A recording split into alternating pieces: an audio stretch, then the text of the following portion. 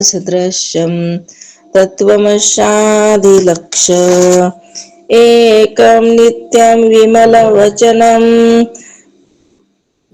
साक्षीभूतं भावारदितं त्रिगुणरहितं श्री सद्गुरुस्तन्नमामि।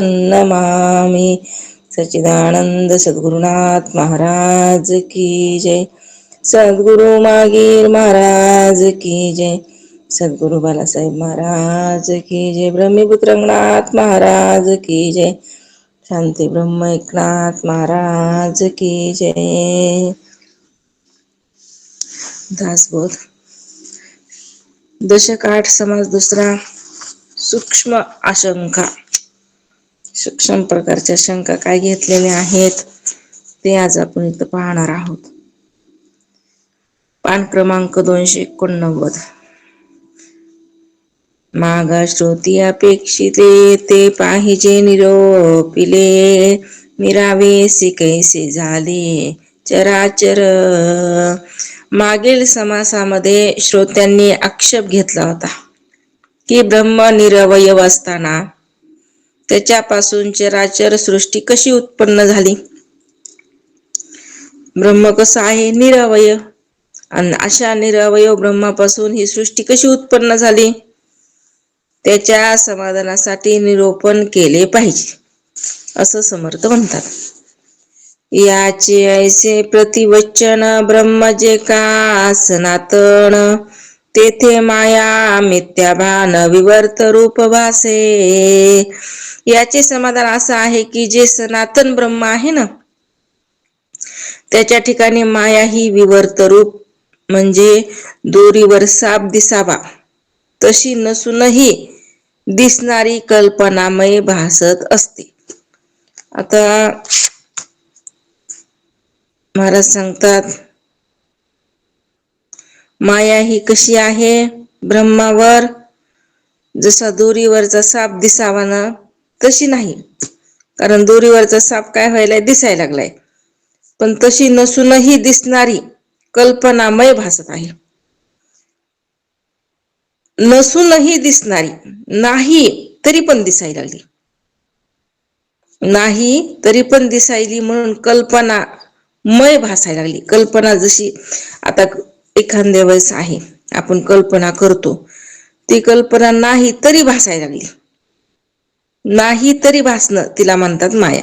नसून भासणं, आता दोरीवरचा सर्प आहे साप आहे तो दिसायला लागलाय, तो बी नाहीच आहे तरी दिसायला लागलाय, तरी पण दोरीच्या सापासारखी दिसत नाही असं म्हटलंय. कारण का असं म्हटलं असावं, जसं दोरीचा साप, दोरीचं ज्ञान झालं की काय व्हायलंय सापाची निवृत्ती होईल, बरोबर आहे, पण साप जो आहे ना तो भासायला लागलाय, साप जो आहे तो भासायलाय. तशी म्हणले नसूनही दिसणारी कल्पनामय भासते म्हणजे दोरीच्या सापासारखीच आहे. म्हणजे कशी, जसं साप नसून भासला तसं माया नसून भासायला लागली असं म्हणायचा अर्थ आहे बरं का. इथं दोरीवर साप दिसावा जसं ब्रह्मावर माया दिसावी, नसून भासायला लागली ना, नसून कल्पना मात्र आहे ना ती. जसा साप पण नाही पण भासायला लागलाय तसं माया नाही पण भासायला लागली असं इथं सांगायचं त्यांना बरं का. आदी एक ब्रह्म नित्य मुक्त क्रिय परम तेथे अव्याकृत सूक्ष्म झाली मूळ माया.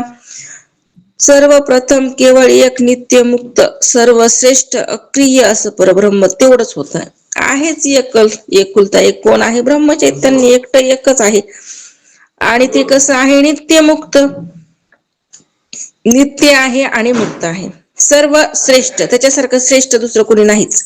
अक्रिय, त्याच्या ठिकाणी क्रिया नाही, परब्रह्म आहे ते. तेथे अत्यंत सूक्ष्म आणि अव्यक्त अशी मूळ माया उत्पन्न झाली. कुठं? त्या ब्रह्माच्या ठिकाणी अतिसूक्ष्म मूळ माया काय झाली उत्पन्न झालेली आहे. कोणाच्या ठिकाणी? ब्रह्म स्वरूपाच्या ठिकाणी. एक श्लोक दिलेला आहे, आद्यमेक परब्रह्म नित्य मुक्तम विक्रियम तस्य माया समावेशो जीव मव्याकृतात्मकम. अर्थ सांगितलेला असा आहे की सर्वप्रथम एक परब्रह्म असते, ते नित्य मुक्त असते, नित्य आहे आणि परत मुक्त आहे. त्याच्या ठिकाणी कुठलाही बदल नसतो बरं का. कोणाच्या ठिकाणी? परब्रह्माच्या ठिकाणी. त्यामध्ये अत्यंत सूक्ष्म माया उत्पन्न होते आणि तिच्याच बीजरूपाने जीव वास करतो. कोणामुळं? त्या मायेमुळं. कोण? हा जीव. काय करत आहे? वास. कारण जीव झाला ना मलिन. जी अविद्या, त्याच्यापासून जीवाची उत्पत्ती. एथ ब्रह्म निराकार मुक्त क्रिय निर्विकार, तेथे माया उडंबर कोठून झाली श्रोता. येथे शंका विचारायला लागले की एकले एक मुक्त अक्रिय निराकार काय आहे ब्रह्म. आता तुम्ही सांगितलं ना महाराज की ब्रह्म एक आहे, मुक्त आहे, अक्रिय आहे, निराकार आहे. असं असणार जे चैतन्य, असं असणार ते ब्रह्म चैतन्य. मग तेथे जादूप्रमाणे माया कुठून आली हो? एकटच एक होत आणि ही माया आलीच कुठून मग तिथं? असं कोण म्हणत आहे? शिष्य शंका घ्यायला लागलाय. एकट्या ब्रह्माच्या ठिकाणी ही माया आलीच कशी जादू सारखी? ती आम्हाला सांगा बरं. ब्रह्मखंड निर्गुण, तेथे इच्छा धरी कोण, निर्गुणी सगुणे विन इच्छा नाही. ब्रह्म तर अखंड आहे ना, अखंड असून निर्गुण आहे, गुणरहित आहे, असं असणार चैतन्य. मग असा चैतन्याच्या ठिकाणी तिथे इच्छा कशी असणार? इच्छा करायला चैतन्य तर गुणरहित आहे, अखंड स्वरूप आहे, अक्रिय आहे, नित्य आहे, मुक्त आहे.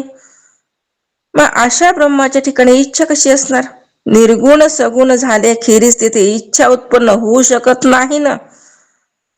निर्गुणाचा सगुण झाल्यावर एखाद दिवस कदाचित इच्छा होईल, पण निर्गुणामध्ये इच्छा होणं शक्य नाही ना. श्रोता काय करत आहेत? प्रश्न विचारायला लागलेले आहेत बरं का. मुळी असेची ना सगुण, म्हणून नामे निर्गुण, जेथे झाले सगुण कोणी परी. मुळात गुणरहित असल्याने निर्गुण नाम ब्रह्माला पडले आहे. बघा, त्याच्या ठिकाणी कोणताच गुण नाही. तो कसा आहे? निर्गुण आहे. आणि निर्गुण असून नाम ब्रह्माला पडले आहे. मग तेथे ते सगुण कशा प्रकारे झाले? निर्गुण गुणरहित असणार ब्रह्म तिथं सगुण कस काय झालं? असा काय प्रश्न. मग निर्गुणच सगुण झाले असं म्हणावं.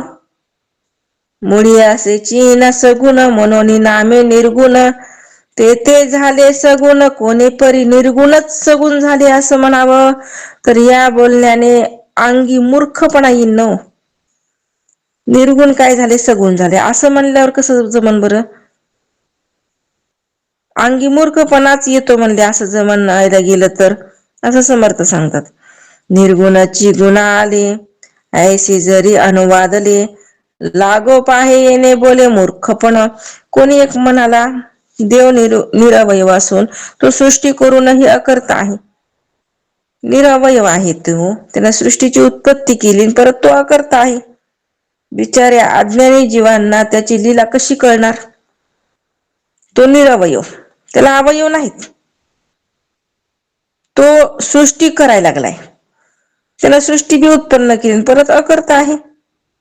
मग जो अज्ञानी जीव आहे त्याला ह्याची लीला कशी कळन? असे प्रश्न आहेत बर का.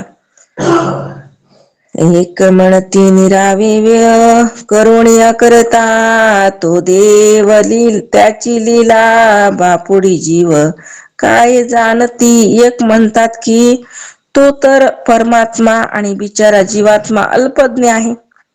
तो त्या परमात्म्याचा महिमा काय जाणणार बरं? एक म्हणतात परमात्मा कसा आहे म्हणले, परमात्मा आणि बिचारा जीवात्मा अल्पज्ञ आहे. त्या परमात्म्याचा महिमा काय जाणणार? जीव अल्पज्ञ आहे आणि तो परमात्म्याचा महिमा कसा जाणन?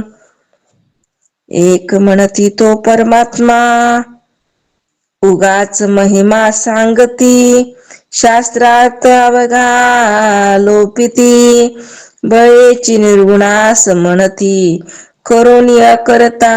उगाच महिमा वर्णन करणारे काही लोक म्हणतात देव हा सर्व पूर्णही अकर्ता आहे. बोला ना. एक म्हणती तो परमात्मा कोण जाणे त्याचा महिमा, ही ओळी चालवी साष्टांगोदन आपल्या चरणी. एक म्हणती तो परमात्मा कोण कोण त्याचा महिमा, प्राणी बापुडा जीवात्मा काय जाणे. एक म्हणतात की तो परमात्मा बिचारा जीवात्मा अल्पज्ञ आहे आणि तो त्या परमात्म्याचा महिमा काय जाणणार आहे बरं. कोण? हा जीवात्मा. तो कसा आहे? अल्पज्ञ. आणि तो त्या परब्रह्माचा, तो परमात्म्याचा महिमा कसा जाणन, अशी शंका घेतलेली बघा. उगाच महिमा सांगती शास्त्रार्थ अवघा लोपिती बळेची निर्गुणास म्हणती करुणिया करता. उगाच महिमा वर्णन करणारे काही लोक म्हणतात देव हा सर्व करूनही अकर्ताच आहे. देव कसा आहे?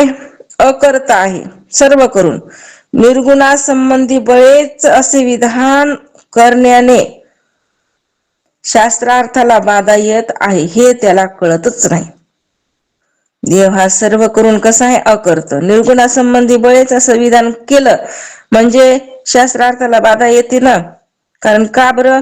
निर्गुण आहे ना तो परमात्मा आणि तो सगळं करायला लागलाय असं म्हणल्यावर मग हेच काय होत नाही, कळत नाही. मुळी नाही कर्तव्यता कोण करून अकर्ता, करता करता हे वारता समूळ मिथ्या. निर्गुणाच्या ठिकाणी मुळात क्रियाच नाहीये. सगळ्यांना माहिती निर्गुणाच्या ठिकाणी आली कुठली, गुण कुठली आली? निर्गुण.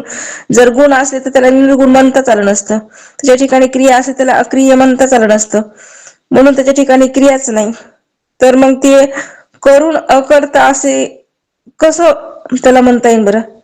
त्याला अकर्ता, करून अकर्ता आहे असं म्हणता येईल का? त्याच्या ठिकाणी मुळात क्रियाच नाही ना. ओ, त्याला काही केलंच नाही, त्याला अकर्ता म्हणण्याची गरज बी नाही ना. म्हणून ते करता करता ही गोष्ट समूळ मिथ्याच आहे. कुणाच्या ठिकाणी? निर्गुणाच्या ठिकाणी. जे ठाईच निर्गुण ते कैसे करते पण, तरी ते इच्छा धरी कोण सृष्टी रचाव्याची. जे ठाईच निर्गुण जेथे कैसे करते पण, तरी ते इच्छा धरी कोण सृष्टी रचाव्याची. तर समर्थ सांगता म्हणजे श्रोते प्रश्न विचारतात की जे मूळचे निर्गुण आहे ते करतेपणा कसा असेल हो? मग सृष्टी रचण्याची इच्छा कोणी धरली? जो निर्गुण आहे मुळात आहे का नाही. जेव्हा नव्हते कोठेच काही, जेव्हा काहीच नव्हतं आहे का नाही, हे ब्रह्म एकटच आहे की काहीच नव्हतं. सर्व सृष्टीचा काय झालेला आहे तिथं आता? तर लय झालेला आहे. काहीच नाही, एकटं एक ब्रह्म आहे. मग तो निर्गुण आहे ब्रह्म परत. मग ते करते म्हणा कसा आला? कसं येईल करतेपणा? मग सृष्टी रचण्याची इच्छा कोणी धरली? तो निर्गुण आहे, तो निराकार आहे, तो एकच आहे, अकर्ता आहे. मग आता असा असणारा निर्गुण परमात्मा त्याच्या ठिकाणी सृष्टी रचण्याची इच्छा कोणी धरली? असा पण काय आहे प्रश्न. खूप महत्वाचे छान प्रश्न सांगितलेत बरं का. इच्छा परमेश्वराची ऐसी युक्ती बहुतेकाची, तरी त्या निर्गुणास इच्छा कैसी हे कळेना. बरेच लोक म्हणतात काय? इच्छा ही परमेश्वराची असते. इच्छा कोणाची? त्या देवाची. पण युक्तीने असे समाधान करताना त्यांच्या हे लक्षातच येत नाही की निर्गुणाला इच्छा कशी असेल. हो बाबा, परमेश्वराची इच्छा आहे ठीक आहे, पण तो निर्गुण आहे ना. हो, तो परमेश्वर कसा आहे? निर्गुण आहे. मग निर्गुणाला इच्छा कशी असेल? असा प्रश्न कधी उत्पन्न झाला का? होतो का? आणि तेच इथं सांगत आहेत. तरी हे इतुके कोण केले किंवा आपणची झाले, देवे विण उभारले कोणे परी. मग आता प्रश्न असा उत्पन्न होतो, इतक्या विशाल सृष्टीची रचना कोणी केली? का आपोआपच हे विश्व उत्पन्न झाले आहे? देवाशिवाय हे कोणी उभारले? प्रश्न उत्पन्न झाला की हो, असं भगवंत निर्गुण निराकार निरवय इतक्या विशाल सृष्टीची रचना कोणी केली असावी? का आपोआप विश्व उत्पन्न झाले? म्हणजे देवाशिवाय हे कोणी उभारलं असावं? देवी विण झाले सर्व, मग देवास कैसा ठाव, तेथे देवाचा भाव दिसून आला. देवाशिवाय हे सर्व आपोआप झाले म्हणावं, तर मग देवाला स्थानच उरत नाही. म्हणजे देवच नाही असं ठरेल देवाशिवाय झालं म्हणल्यावर. मग देवच नाही असंच म्हणावं लागेल ना, की देवाशिवाय झालं म्हणल्यावर. हे देव म्हणून सृष्टी करता, तरी एवं पाहे सगुणता, निर्गुणपणाची वार्ता देवासी बुडाली.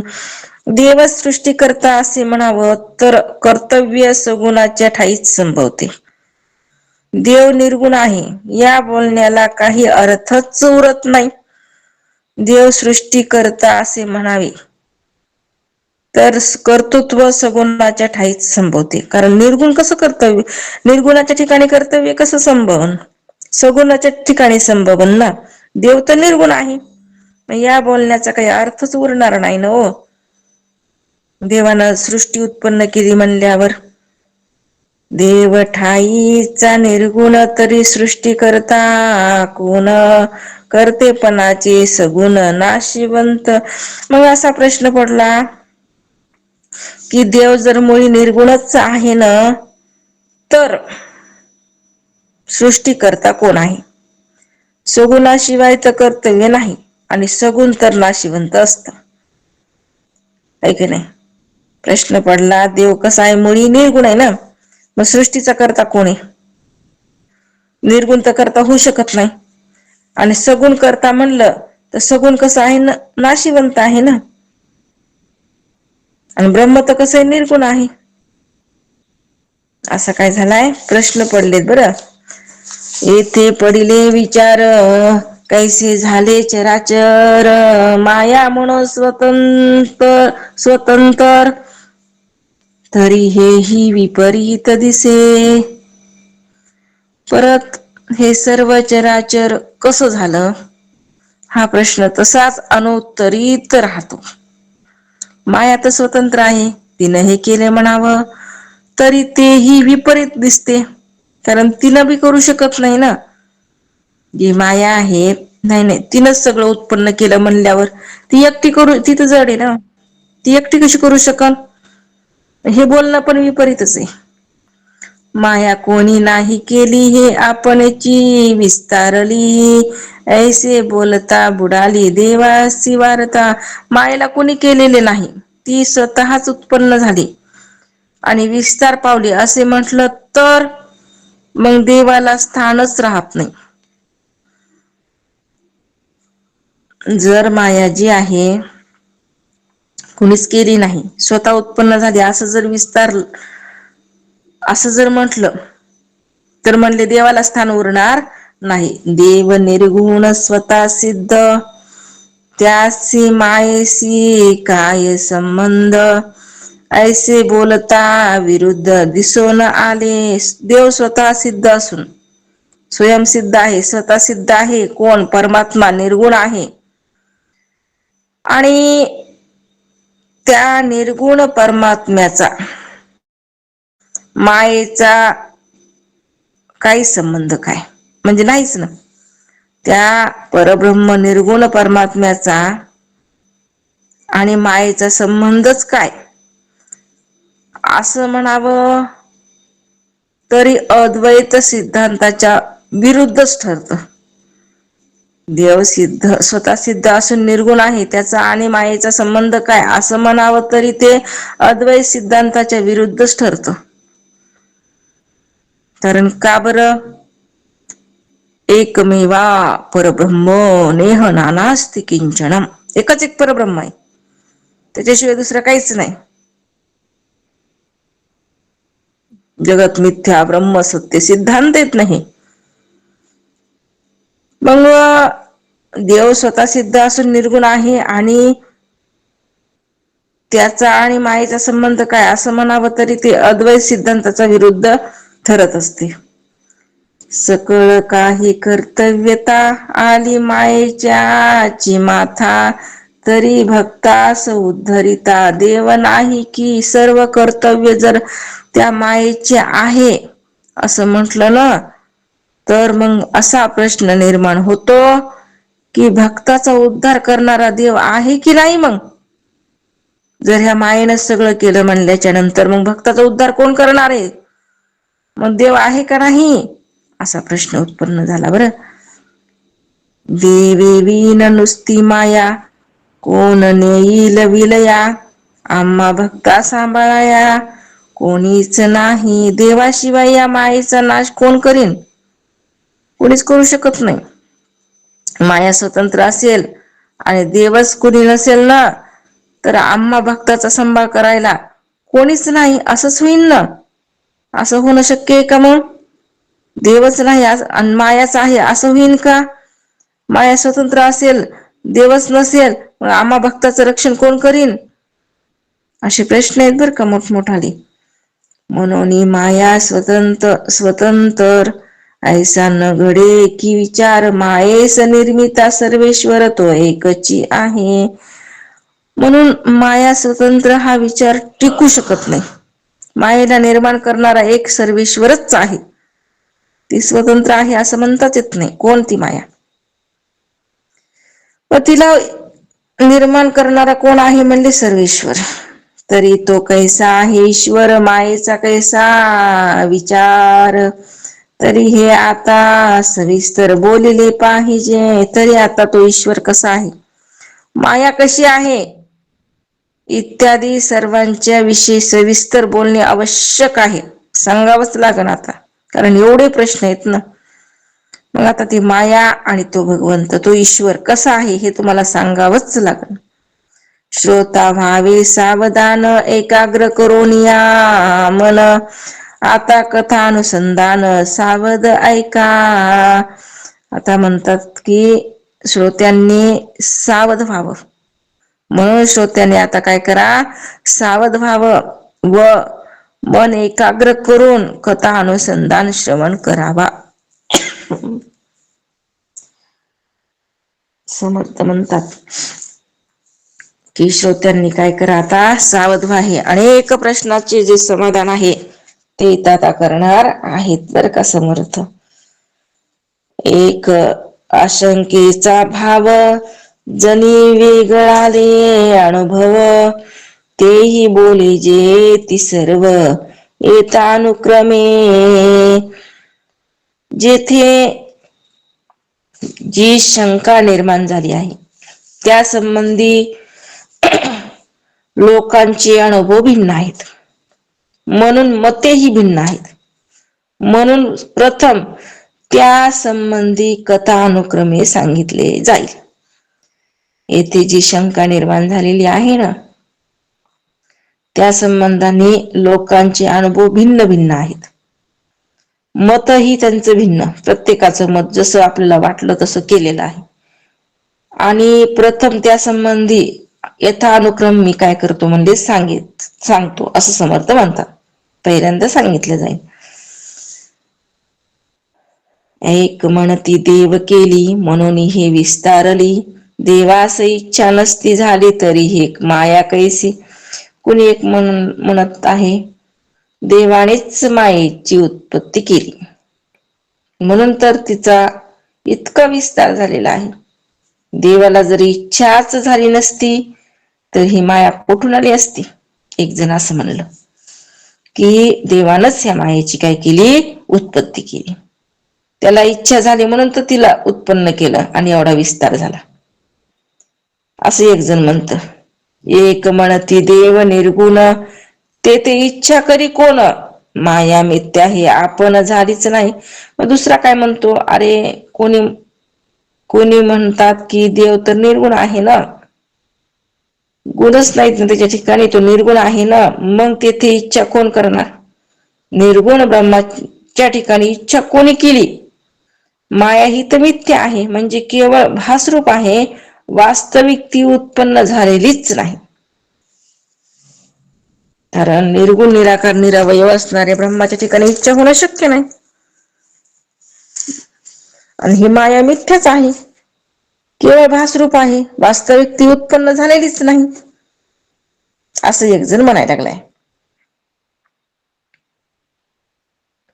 एक म्हणती प्रत्यक्ष दिसे, तैसी नाही म्हणता कैसे, माया हे अनादी असे शक्ती ईश्वराची. मग कोणी काय म्हणतो की ही प्रत्यक्ष दिसत असूनही ती नाहीच, असे तुम्ही कसे म्हणता बरं.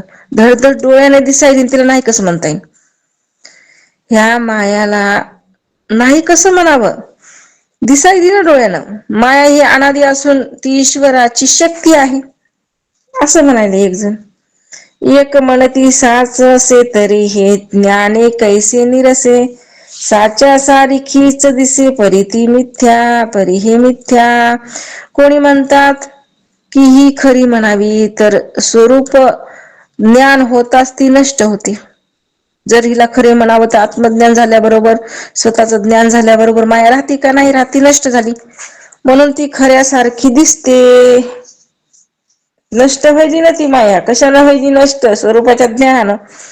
म्हणून ती खऱ्यासारखी दिसत असली ना तरी ती मिथ्या आहे बर का. कोण दिसायला दिसू द्या, खरी वाटू द्या, पण कशी आहे, मिथ्या आहे, ती खरी नाही. एक म्हणती मिथ्या स्वभावे, तरी साधन कासया करावे, भक्ती साधन बोलिले देवे, माया त्यागा कारणे. आता कोणी एक म्हणला मिथ्याच आहे ना, ती मिथ्याच आहे, तर कोण, माया कशी आहे, मिथ्या, तर साधन करण्याची आवश्यकता काय आहे, काहीच करायचं काम नाही. आता ती मिथ्या आहे ना, कशाला एवढी साधनाच्या मागं लागायचं, आरूढ व्हायचं, काय गरज चालली, ती मिथ्या आहे ना माया. भगवंतानी गीतेत मायेचा त्याग करता यावा म्हणून भक्ती साधना सांगितलेली आहे. साधना तर करण्याची आवश्यकता नाही, भगवंतानं तर सांगितली साधना. कारण का, मिथ्या आहे म्हणल्याच्या नंतर साधना करण्याची काय गरज आहे. आणि भगवंत इथं गीतेमध्ये साधना करा म्हणून सांगायला लागलेली आहेत, असे एक जण म्हणते. एक जण म्हणते, एक म्हणती मिथ्या दिसते भय अज्ञान संन्यास पाते, साधन औषध ही घेई जेते, परी ते दृश्य मिथ्या. मग कोणी म्हणतात की अज्ञान रूपी सन्निपात ज्वारामुळे ती मिथ्या असून तिचे भय वाटते, कोणाचे, मायेचा. म्हणून साधन रूप औषध घेतले पाहिजे, पण तरी ती दिसत असली तरी मिथ्याच आहे ना. ही माया कशी आहे, मिथ्या आहे. आणि मिथ्या असून तिचं भय वाटायला लागले, कुणाचं, ह्या मायेचं. म्हणून साधन रूप औषध घेतलं आम्ही, तरी ती दिसत असली तरी मिथ्याच आहे ना, कितीही साधनावर आरूढ राहा,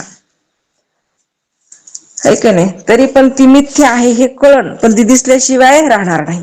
अनंत साधने बोलिली नाना मतेच भांबावली, तरी माया नवजे त्यागिली, मिथ्या कैसी म्हणावे. असंख्य साधने सांगितली गेली, मायेविषयी नाना मते व्यक्त झाली, त्यामुळे खर तर मन भांबावून जात, पण तरी तिचा काही केल्या निराश करता येतच नाही.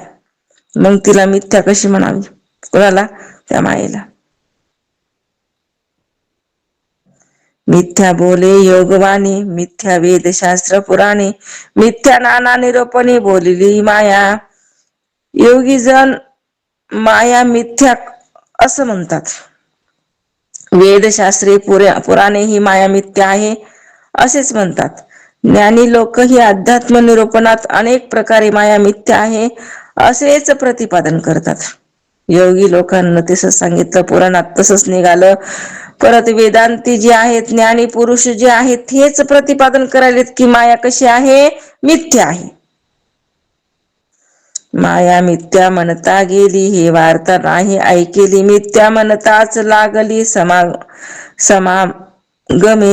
मग आता याप्रमाणे सर्वांनी तिला मिथ्या ठरवलं. कुणाला? मायेला. याप्रमाणे सर्वांनी तिला मिथ्या ठरविले असले तरी ती लगेच नाहीशी झाली असे तर कुठं ऐकूच येत नाही.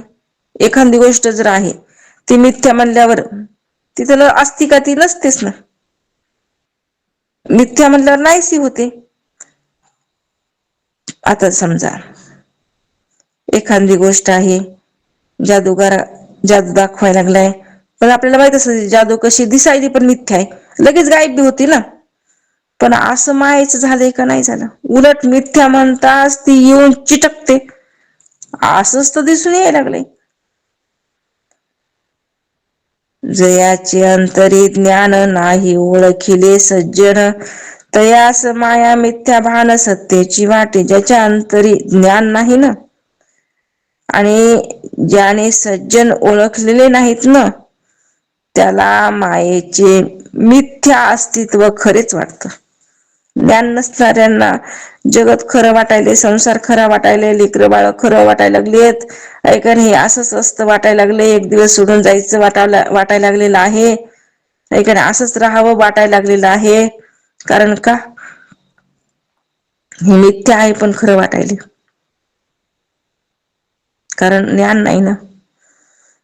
जे जरासं इकडं आलेत, काही का असं ना, सोनकिड्यासारखे चमकायला लागलेत, त्यांना तरी वाटते माया कशी आहे. जरा जरा तरी कधी मध्ये म्हणतात तरी मिथ्या आहे मिथ्या आहे, पण हे इकडे कुणी आलंच नाही. घनघोर अंधकार आहे, अमावस्याची रात्र आहे, त्यांना ही माया काय भासणार आहे. त्याच्यामध्येच डुबक्या मारतात ते, आणि त्या संसारातच काय करतात, प्रगती करण्याचा रात्रंदिवस प्रयत्न. कारण तेच त्यांना लक्ष केलेलं असते, संसारच चांगला अहंकार धन दाट, गुरु वचनी फुटेली पहाट. ओम नमः शिवाय. जय गुरुदेव. त्यांना वाटते तेच करावं आपण, त्याच्याशिवाय दुसरं काही नाहीच काही की. कारण का? इच्छा तेवढीच असते इकडंच. कारण परमार्थाचा गंधच नसतो, काय नाही, परमार्थाचा गंधच नाही. दिवस आणि रात्र खाणं पिणं ऐश आराम झोपणं बस, ह्याच्याशिवाय दुसरं काय? खाया पिया सुखसे सोया, नाख जमाना खोया. औट हात का मानव देह अल्लाने तुझ दिया. कशासाठी दिलता भगवंताने नरदेह? त्याचा तर विचारच नाही. खायचं प्यायचं झोपायचं ह्याच्यासाठीच दिलाय का? आणि हेच खरं मानतात लोक. कारण का? मायेचा पडदा तसा आलेलाच आहे डोळ्यासमोर, आणि ते पडदा निघणं इतकं सोपं नाही. उगा आपण इकडं आलोत म्हणून आपल्याला ह्या गोष्टी समजायल्यात, कळायल्यात, हे प्रश्न विचारायला लागलेले आहेत, ते आपल्या लक्षात यायला लागलेत. ऐका नाही, कारण का आपण ह्यांचा अभ्यास केलाय ना. आपण किती इकडं काय करतो, पूर्ण टाइम देतो ना. आपल्याला तिकडलं मिथ्यात्व का लक्षात यायला लागलंय? कारण हे इकडला गंध आपल्याला काय झालेला आहे, लागलेला आहे, म्हणून आपण त्याला मिथ्या समजायला लागलो. जरी अजून तेवढंस मिथ्या जसं पाहिजे तसं कुठं नाही का, काही का असं ना, पण तेवढं नाही झालं, पण मिथ्या तर वाटायले ना. ऐका नाही, एकदम तर जागी होईनात, पण हळूहळू का होईना पण जागावर यायला लागलोत ना. एक दिवस काय होणार होत, एकदम जागा पण होणार आहोत, आहे की नाही. असं म्हणून ज्याच्या अंतरी ज्ञान नाही, ज्याने सज्जन ओळखलेले नाहीत, त्याला मायेचे मिथ्या अस्तित्व खरेच वाटत असते. म्हणून सगळं देवासाठी, ऐका नाही, देवाला जायचं कशासाठी? जायचं देवाला, तीर्थाचं स्नान करायचं कशासाठी? तीर्थाचं स्नान करायचं. एवढी तपश्चर्या कशी करायची? कशासाठी करायची? भगवंतासाठी नाही, मग संसारासाठी, कि मला असं असं मिळू दे, इतपत मला पाहिजे, आहे का नाही. असं म्हणजे काय शेवटी संसारच ना. म्हणजे मिथ्याच, मायाच महागायले का परमात्मा महागायला लागले जीव? कळतच नाही ना काय मागाव ते. ते काय करायला खेळणीच मागायला लागले, वरची वर नवीन नवीन खेळणी दिसतीये आणि तेच त्या भगवंताला मागत राहते. कोण हा जीव? पण ह्याला स्वतःचा उद्धार कशात आहे? देव मागितल्यावर ह्याचा पूर्ण काय होणार आहे? मागणंच संपणार आहे. पण हे ह्याला कळत नाही ना की देवालाच मागावं म्हणून. जेने जैसा निश्चय केला तयासी तैसाची फळला, पाहे तोची दिसे बिंबला तैसी माया. ज्याच्या मनात मायाविषयी जसा निश्चय झाला असेल त्याला तसेच फळ मिळते बरं का. म्हणून जो आरशात पाहत असतो त्याला आरशात स्वतःचेच प्रतिबिंब दिसतं. म्हणजे तो जसा असतो तसे हुबेहूब प्रतिबिंब दिसते. माया ही तशीच आहे. माया बी कशी आहे? तशीच आहे. कशी आहे? जसं हुबेहूब प्रतिबिंब दिसायले का नाही आपलं कुठं आरशामध्ये, तशी हुबेहूब माया आहे म्हणले. कशी? त्या प्रतिबिंबासारखी.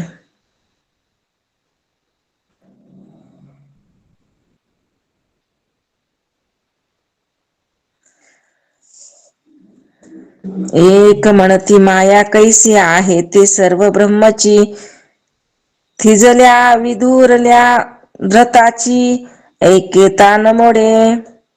कुणी एक म्हणला की माया कुठली? ती नाहीच मुळी, जे सर्व आहे ते ब्रह्मच आहे. एक जण म्हणते अहो कुठे माया?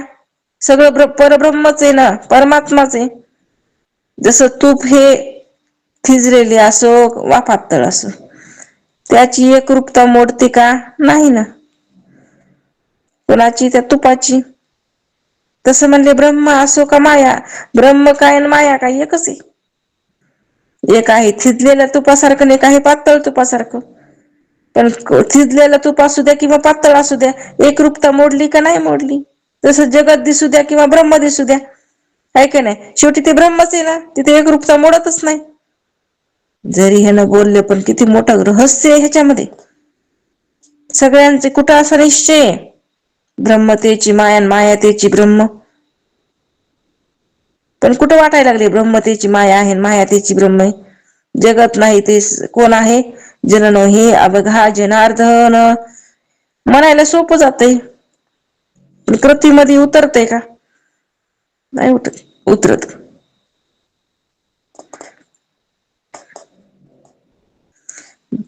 म्हणून पुढे म्हणतात थिजले आणि विखुरले हे स्वरूपी नाही बोलिले. साहित्य भंगले येणे बोले म्हणती एक. दुसरे कुणी म्हणतात की हा दृष्टांत योग्य नाही, या दृष्टांताने बोलण्यात संगती राहत नाही. नाही हे दृष्टांत बरोबर नाही, एक जण म्हणते. म्हणून हा अयोग्य आहे दृष्टांत. कारण का? स्वरूपाच्या ठिकाणी घट्ट अथवा पातळ हे काहीच नाही ना. कुठं? स्वरूपाच्या ठिकाणी न घट्ट ना पातळ, हे असं कसं तुम्ही म्हणू शकता? असं एकानं काय केलं, आक्षेप घेतला. एक म्हणती सर्व ब्रह्म हे न कळी जयास वर्म, तयाची अंतरीचा भ्रम गेलाच नाही. कुणी म्हणत सर्व ब्रह्मच आहे बाबा, यातील वर्म ज्याला कळत नाही त्याच्या अंतरीचा भ्रम गेलेला नाही असं जाणा. आणि ज्याला हे कळालं सर्व ब्रह्म आहे त्याचा भ्रम निवृत्त झाला. आणि ज्याला कळालं नाही अजून भ्रम जशाला तसा अंतःकरणामध्ये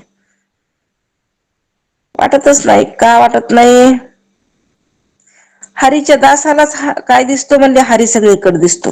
कुणालाही दिसतो का नाही? हरीची या दासा हरिदायी दिशा. कुणाला दिसायला दाही दिशाला हरी? दासाला दिसायलाय म्हणले, बाकीच्यांना दिसत नाही. जो हरीचा दास झालाय त्याला हरी दिसतो सगळीकडे. जो मायेचा दास झाला त्याला मायाच दिसते सगळीकडे. आपण कुणाचे दास आहेत?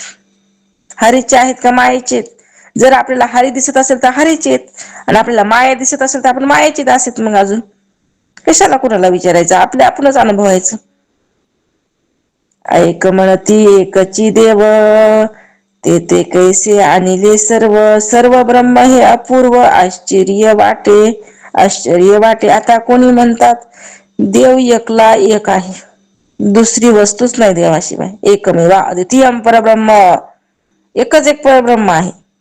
मी तो एकट एकला द्वैत भाव मावळला, एकच आहे म्हणले. मग ते हे सर्व कुठलं आलं बरं? काहीच नाही ना, एकटच आहे. मग हे सर्व कुठलं आणलं त्याच्या ठिकाणी? सर्व ब्रह्म म्हणणे हे अपूर्व आणि आश्चर्यकारक वाटत नाही का हे सगळं दिसल्यावर? आश्चर्यच वाटायला लागले आम्हाला. तुम्ही म्हणाला ती एक आणि एवढा मोठा पसारा दिसायला लागलाय आणि त्याला तुम्ही एक म्हणायला लागलात. किती मोठं आश्चर्य आहे हे. एक म्हणती एकची खरे आणूही नाही दुसरे, सर्व ब्रह्म येणे प्रकारे सहजची झाले. कोणी म्हणतात की एक ब्रह्म तेवढं खरंय, तिथे दुसरं अणुमात्रही नाही. म्हणून याप्रमाणे स्वाभाविकच सर्व ब्रह्म हे सिद्ध झाले. कोणी काय म्हणायला लागले, अहो अणुसारखं सुद्धा दुसरी वस्तू नाही तिथं. अणु मात्र ही दुसरी वस्तू नाही, एकच एक खरं परब्रह्म आहे. सर्व मिथ्या एकच रे, उरले तेची ब्रह्म खरे. ऐसी वाक्य शास्त्रार्थाने बोलती ऐकता. कुणी असं म्हणतात, एकंदर सर्व मिथ्या जाऊन जे उरत ते खरं ब्रह्म. आणि या म्हणण्याला शास्त्राचा आधारही आहे. म्हणून तर म्हणले, देह मी नसरे उरला रे विठ्ठल. सर्व मिथ्या लावून जे उरतं, मग तुम्ही काय करा, विचार करा बरं. कशाचा विचार करायचा? स्थूलाचा करायचा, सूक्ष्माचा करायचा, कारणाचा करायचा, महाकारणाचा करायचा. आणि सगळं वरच्यावर उडालं तर खाली काय उरते ते बघायचं. जेव्हा विचार केला तेव्हा कळ. मग शास्त्र कशानं कळतं? विचारानंच कळत असतं. म्हणून इथं म्हणतात, एकंदर सर्व मिथ्या जाऊन जे उरतं ते खरं ब्रह्म. मग जेव्हा आपण ह्याचा विचार करू, सगळ्या देहांचा विचार करू, 82 तत्वाचा विचार करू, तेव्हा खाली एक तत्व उरणार आहे फक्त. कोणचं?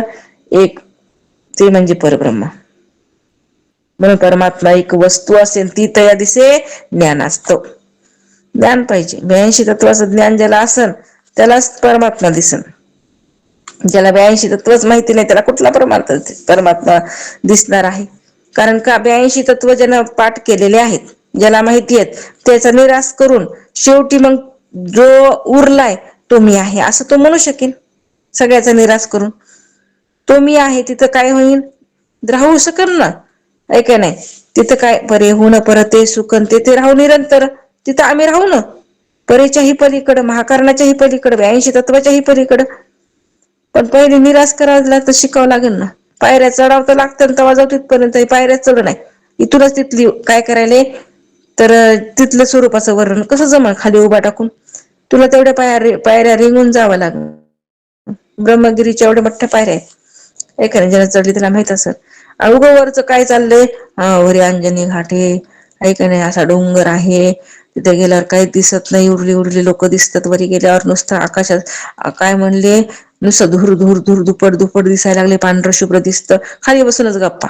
अरे तिथं जावं लागेल, तेवढ्या पायऱ्या चढावं लागतं. तसं आपल्याला काय करावं लागेल, 82 तत्व जे आहेत त्याचं निरसन करावं लागेल. आणि तेव्हा आपण तिथं गेल्याच्या नंतर आपल्याला लक्षात येईल की बाबा, निरसन केल्याच्या नंतर एकच एक काय झालेलं आहे तिथं, तत्व आहे शिल्लक राहिलेला आहे. असं काय होईल लक्षामध्ये? अलंकार आणि स्वर्ण ते नाही भिन्नपणा, आटाआटी व्यर्थ सीन म्हणती एक. कोणी म्हणतात की स्वर्ण आणि त्याचे अलंकार यात भिन्नपणा नाही. तसंच म्हणले, ब्रह्म आणि दृश्य सृष्टीत भिन्नपणा नसतो. म्हणून एक सत्य एक मिथ्या असा काथ्याकूट करणे म्हणजे व्यर्थशील होय. आता कोणी काय म्हणत आहे, स्वर्ण आणि अलंकार भिन्न नाही, एकच आहेत. भिन्न नसून अहो त्या स्वर्णाचेच अलंकार आहेत ना, ते एकच आहेत. पण आता ठीक आहे, सुवर्ण आणि अलंकार ही सोनाराला एकच वाटतात, पण गिरायकाला वाटतात का? नाही, तो अलंकार बघतो, त्याची डिझाईन बघतो, त्याला ते मग तर त्यांना जर सोनच बघितलं, कोणचं बी उचललं असतं ते ना, पण कोणचं बी उचलतंय का नाही उचलत? त्याला पसंत आली पाहिजे डिझाईन. नसेल पसंत, 4-4 खेप चक्रा मारीन, आमची हीच डिझाईन द्या असं म्हणेन. कारण त्याला का, अलंकाराची काय दृष्टी. मग आता दोन्ही एक म्हणल्याच्या नंतर स्वर्ण आणि अलंकार आहे की नाही, भिन्न नसून एकच आहे. मग अलंकाराची ज्याला दृष्टी आहे त्याला म्हणलं जमते का? तसं नाही जमत. अहो सोनच आहे, मग सगळ्यांना ते पिवरच घालायचं. नाही तर म्हणले, एका माणसानं नाही का एका बाईला काय केलं होतं बघा, तिला लय सोन्याचा नाद होता, म्हणून काय केलं म्हणले, एक सोन्याचा वरवटाच बनवला, घातला म्हणले गळ्यात. काय व्हायला लागले, जमते का तसं? ती बिचारी घालून घालून मिली, एवढा मोठा वरवटा ते सोन्याचा घालून गळ्यामध्ये, वजती काय कमी आहे का? बिचारी मिली म्हणली ती. बघा जमते का असं? नाही ना जमत. त्याला अलंकार लागतील का नाही? अलंकार घातल्यावर वेगळी शोभा आहे, वरवटा घातल्यावर वेगळी शोभा आहे का नाही? म्हणून कोणी म्हणतात की सुवर्ण आणि त्याचे अलंकार यात भिन्नपणा नाही. तसंच ब्रह्म आणि दृश्य सृष्टीत भिन्नपणा नसतो. म्हणून एक सत्य एक मिथ्य असा कथ्याकूट म्हणणे करणे म्हणजे व्यर्थशील आहे. बरोबर आहे. ऐका ना, नाही म्हणजे सुवर्ण काय अलंकार एकच आहे. ऐका नाही, सुवर्ण काय आणि अलंकार एकच आहे. मग ब्रह्म आणि दृश्य सृष्टीत भिन्नपणा जो आहे, ते दृश्य सृष्टीत भिन्नपणा नाहीच आहे, एक ब्रह्मच आहे. एकच सत्य एक मिथ्या असं, उग एक सत्य आणि एक मिथ्या असं म्हणू नका म्हणले. एकच एक आहे आणि ते सत्य आहे, ते परमात्मा आहे. एकच आहे, परमात्माच आहे. जगत किंवा ही सृष्टी नाही असं म्हणा, नाहीतर एक सत्य आणि एक मिथ्या म्हणू नका. पण सगळ्यांना झेपते का खरं सांगा? हे आदातवादातून बोलणं सगळ्यांना पटतंय का नाही पटत? हो बरोबर आहे. विचार जर केला तर सुवर्णाचे अलंकार ह्याच्यामध्ये काहीच भेद नाही. सोन्याचाच अलंकार आहे ना, सगळी व्याप्ती सोन्याचीच आहे ना त्याच्यामध्ये, सगळं सोनच आहे. तसं आहे काय? सगळा परमात्माच आहे. परमात्म्याशिवाय दुसरी वस्तूच नाही, जगतच नाही. पण ज्या पाहिले का आम्हाला दिसायले ना, मला तर दिसायले, प्रतितीला यायले, काही वेळ दिसायला लागले, अनेक पदार्थ दिसायले, तर तुम्ही म्हणतात हे ब्रह्म. आणि एकच हे पदार्थ, इथं तर नानात्व किती आले, आणि एक कसं म्हणता येईल? मग असे अनेक प्रश्न उत्पन्न होत असतात. ही उपमा एक देशी कैसी साहेल वस्तुशी वर्ण व्यक्ती अव्यक्तासी साम्यता न घडे. आत्मवस्तूला अपूर्ण एकदेशी उपमा कशी देता येईल बरं? ज्याला रंग आहे, आकार आहे, त्याच्याशी अव्यक्त ब्रह्माची तुलना कशी करता येईल? कारण ज्याला रंग नाही, ज्याला नाम नाही, त्याला रूप नाही, त्या जो अव्यक्त आहे अशा ब्रह्माची तुलना कशी करता येईल म्हणली? कुणाला? आता आत्मवस्तूला अपूर्ण एकदेशी अशी उपमा देता येत नाही. ज्याला रंग आहे, आकार आहे, त्याच्याशी अव्यक्त ब्रह्माची तुलना कशी करता येईल? आता ही सृष्टीला रूप आहे का नाही, आकार आहे का नाही, रंग आहे का नाही, नामारूपाला म्हणजे सगळं आहे का नाही, नाम आहे, रूप आहे, सगळे आकार आहे, आणि ह्या आकाराला, ह्या नामरूपाला ब्रह्म कसं म्हणता येईल? तो तर कसा आहे? अव्यक्त आहे. आणि अशा अव्यक्त ब्रह्माची त्या व्यक्त जी माया आहे तिच्याशी तुलना कशी करता येईल? ह्या जगताशी कशी तुलना करता येईल? असा एक प्रश्न लगेच मांडला खाली. सुवर्ण सृष्टी घालिता मुळीचा आहे वेद वक्ता. अलंकार सोने पाहता सोनेची असे. सुवर्ण हे व्यक्त असून आपल्या दृष्टीस ते दिसू शकते. अलंकार सुवर्णाचे असल्याने तेही सोनेच होय. बरोबर आहे म्हणले. अलंकार सोन्याचे म्हणून सोनं आहे, हे बी बरोबर आहे. मुळी सोन्याची हे व्यक्त जड एकदेशी पीत पूर्णास अपूर्णाचा दृष्टांत केवी घडे. आता मुळात सोनं हे जड एकदेशी पीत वर्णाचे आणि व्यक्त आहे.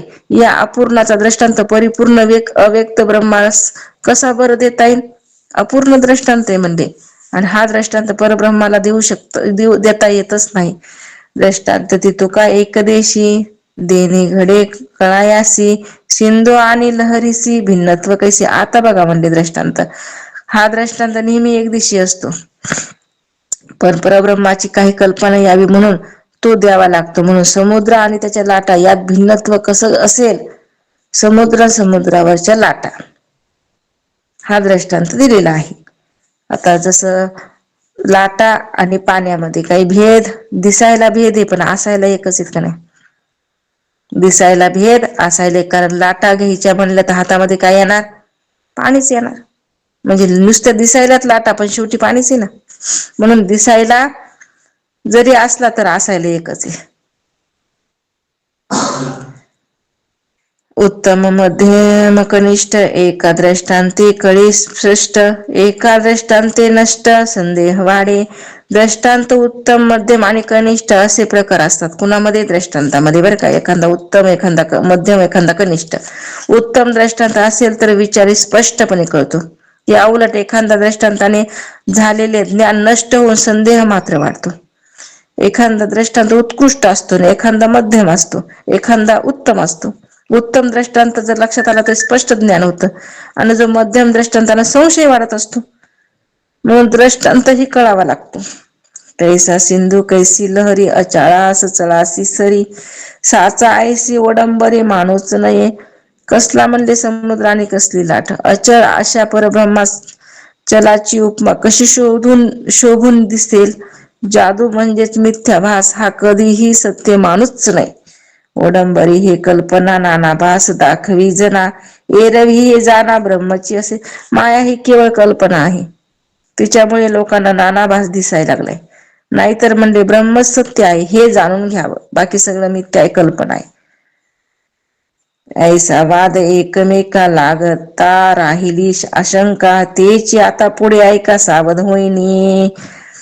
मग आता याप्रमाणे एकमेकात वाद होत राहत आहे. शंका तशीच शिल्लक राहायला लागलेली आहे आणि त्या शंकेचे निरसन पुढे केले जाईल बर का. ते आता सावध होऊन ऐकावं. माया मिथ्या कळो आली परी ते ब्रह्म कैसी झाली म्हणावी ते निर्गुण केलीत परी ते मुळीच मिथ्या. आता माया मिथ्या हे आता कळलं, पण ती परब्रह्माच्या ठिकाणी उत्पन्न झाली कशी. मिथ्या आहे ठीक आहे, पण ती कशी उत्पन्न झाली. निर्गुणाने उत्पन्न केली असेही म्हणता येत नाही, कारण ती मुळात मिथ्या आहे, भासरूप आहे. मग तिला उत्पन्न कोणी केलं हा प्रश्न राहिला. मिथ्या शब्दी काहीच नाही तेथे केले कोण काही. करणे निर्गुणाचा ठाई हेही अघटित. मिथ्या म्हणजे काहीच नाही ना, या शब्दाने ती नाहीच असं कळतं. मग तेथे तिला कोणी केलं हा प्रश्न उरत नाही. शिवाय निर्गुणाचे ठाई कर्तृत्व लादणे हे अघटित म्हणावं लागल. निर्गुण आहे ना ते. करता ठाईचा आरोप केले तेही मिथ्यारूप. तथापि फेडू आक्षेप श्रोतयांचा. करता हाच मुळात अरूप आणि जे केले तेही मिथ्यारूप.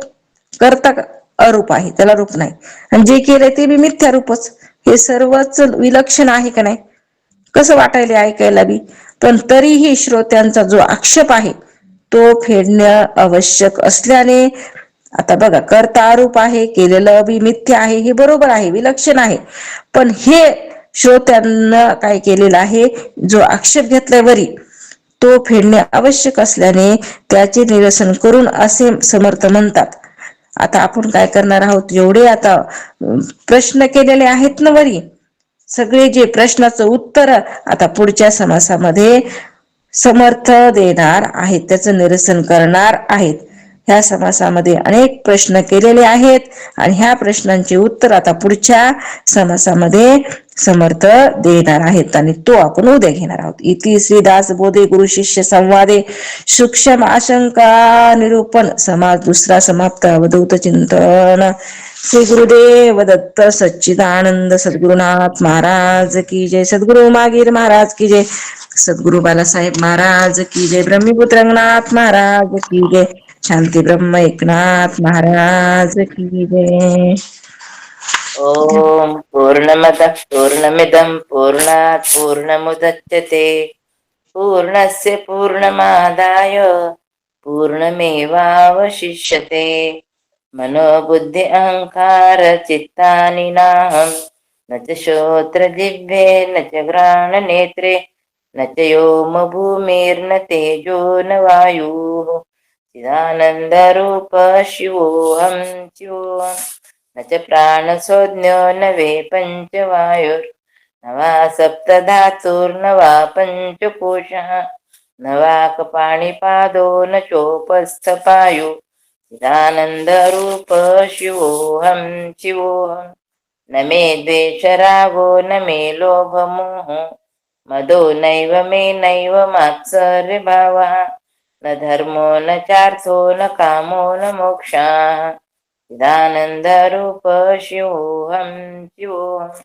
न पुण्यं न पापं न सौख्यं न दुःखं न मन्त्रो न तीर्थ न वेदा न यज्ञा अहं भोजनं नैव भोजं न भोक्ता चिदानन्दरूप शिवोऽहं शिवोऽहं न मे मृत्युशङ्का न मे जातिभेदः पिता नैव मे नैव माता न जन्म न बन्धुर्न मित्रं गुरुनैव शिष्यः चिदानन्दरूप शिवोऽहं शिवोऽहम् अहं निर्विकल्पो निराकाररूपो विपुर्व्याप्त सर्वत्र सर्वेन्द्रियाणां सदा मे समत्वं न मुक्तिर्न बन्धः चिदानन्दरूप शिवोऽहं शिवोऽहम् चिदानन्दरूप शिवोऽहं शिवोऽहम् चिदानन्दरूप शिवोऽहं शिवोऽहम् पुंडलिक वरदेव हरी विठ्ठल श्री ज्ञानदेव तुकाराम पंढरीनाथ भगवान की जय.